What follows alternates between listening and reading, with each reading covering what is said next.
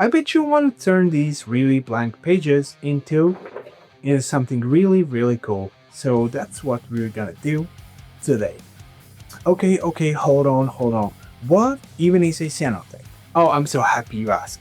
So, cyanotype is a printing process from the 1842 developed by a English scientist, Sir John Herschel.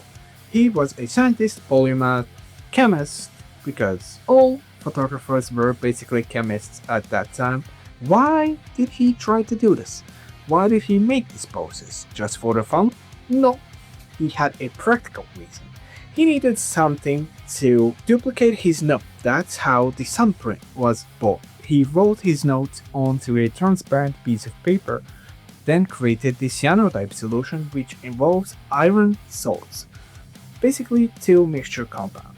He coated the paper with this solution, then put the notes on there and exposed them to the UV light, basically sunlight, washed them out and created exact copies of his notes. And that's what we're gonna do today. So the process is really simple.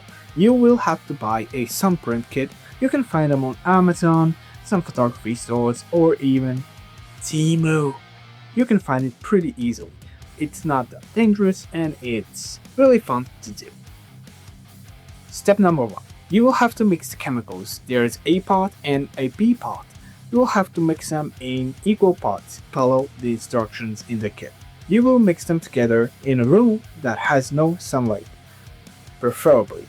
Or if it's sunny outside, just close the blinds. You don't want the UV radiation interfering with the chemicals at all, because they will start to develop. And that's not something we need. Next step is gonna be coating the paper. Oh, what kind of paper do we use?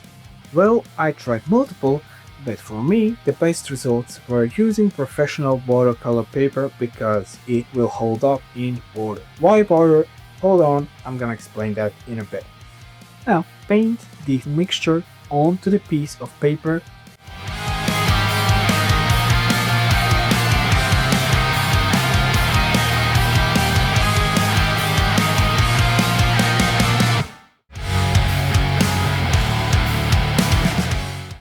You can let it air dry. You can also use a hair dryer and speed up your process.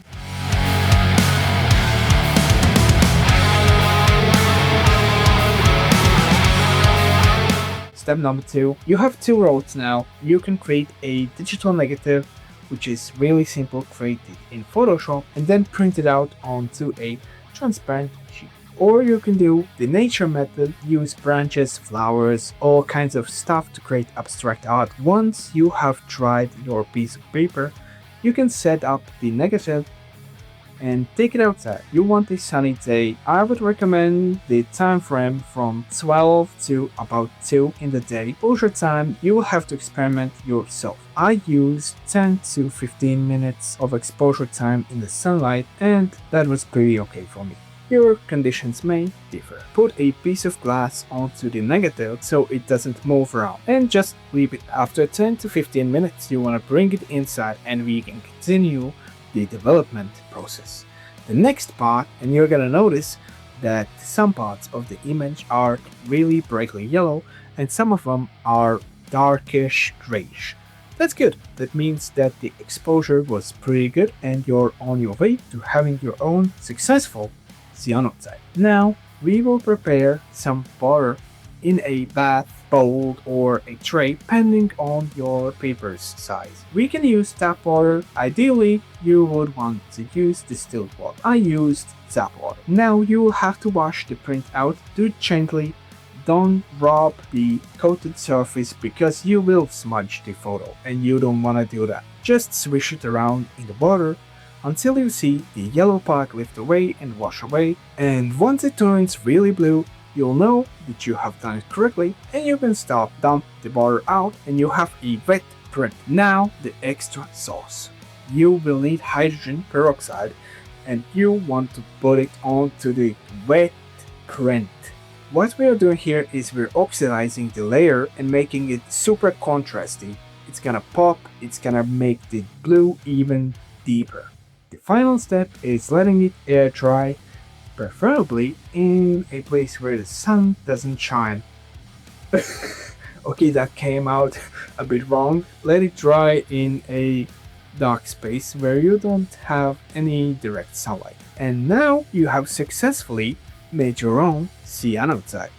The process is not difficult, it's really fun to do, and you feel like a crazy chemist. That's it for this video, and here are the results of my cyanotype prints.